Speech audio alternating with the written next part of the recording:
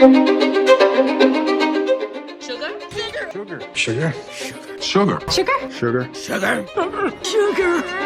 Need sugar. Sugar. Yes, please. Sorry. Sugar ऐसी चीज़ है जो भाई छोड़ना मुश्किल है। मैं तो बचपन से ही बहुत तरह की चॉकलेट्स, आइसक्रीम रोज़ खाता हूँ। लास्ट ईयर तक भी मैं 1 किलो आइसक्रीम 3 दिन में आराम से ख़त्म कर देता था। लेकिन उसके बाद कुछ महीने पहले मुझे ये रियलाइज़ हुआ कि मैं शुगर एडिक्ट हूँ।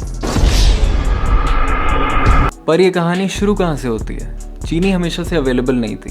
हज़ारों साल पहले किसी ने गन्ने और मोलासेस को यूज़ करके क्रिस्टल्स बनाए और कहा वाह, इसको तो हम अच्छे से लंबे टाइम तक स्टोर भी कर सकते हैं और ट्रांसपोर्ट भी कर सकते हैं। और ऐसे करते करते दुनिया में चीनी का राज फैल गया। लेकिन चीनी हमारी दुश्मन तब बनी जब इसका कंजम्पशन कुछ ज़्यादा ही हो गया।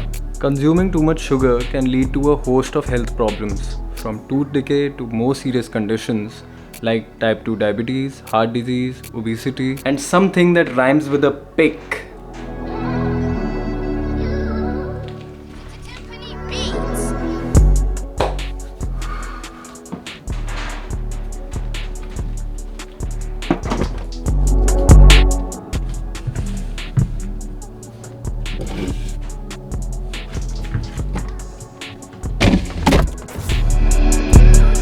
लेकिन सारी चीनी बराबर नहीं होती।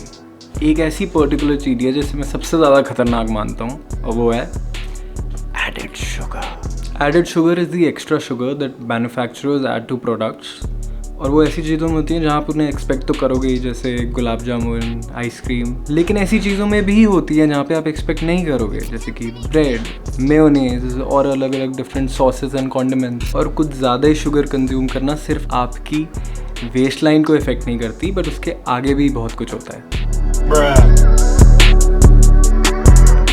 जैसे कि ब्लोटिंग। जब आप ज़्यादा शुगर ले लेते हो तो आपके लार्ज इंटेस्टाइन में ज़्यादा पानी चला जाता है, जिससे शुगर का ब्रेकडाउन प्रोसेस स्लो हो जाता है, जिससे गैस होती है, इन्फ्लेमेशन होती है और ब्लोटिंग।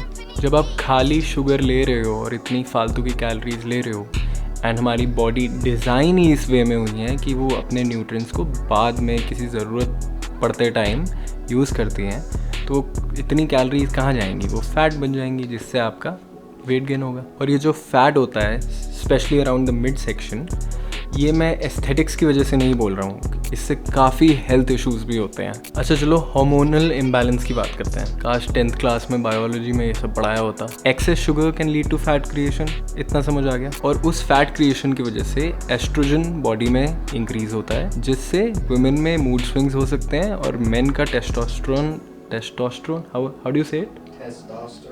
टेस्टोस्टेरोन कम हो जाता है, affecting everything from libido to muscle mass. और एक और चीज़, ऐसे होता है कभी कि 1-2 दिन तक कुछ मीठा ना खाए तो फिर क्रेविंग होती है। वो क्रेविंग क्या है? आप एडिक्ट हैं जी।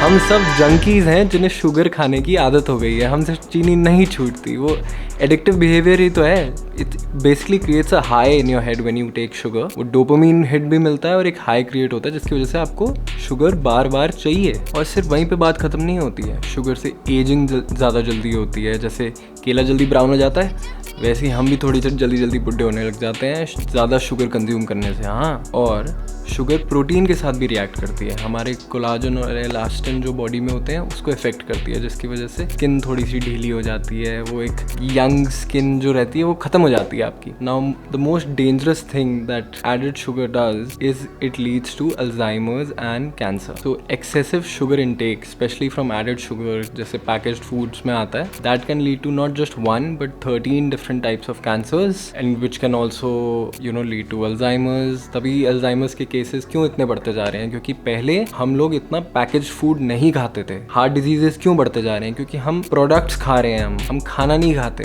अगर आप सिर्फ वेजिटेबल्स खाओ और अंडे खाओ और ये सब खाओ, उसमें एडेड शुगर नहीं होता। लेकिन जो मार्केट में चीज़ें आती हैं, जो पैक्ड आती हैं, लेबल्ड आती हैं, आप पीछे कभी उनके देखना कितना एडेड शुगर होता है उनमें। इसलिए तो मेडिकल इंडस्ट्री इतनी बूम कर रही है, क्योंकि पेशेंट्स इतने हैं और जैसे जैसे वो आप खाते रहोगे उतनी आपकी तबीयत खराब होती रहेगी। लेकिन ज़िंदगी में ऐसा तो नहीं है ना कि जियो ही ना और शुगर एकदम ही बंद कर दो, वो भी मुश्किल है। तो खाओ, बट थोड़ा थोड़ा खाओ। जैसे मैं अभी गुलाब जामुन और आइसक्रीम खा रहा हूँ। How's it? Delicious.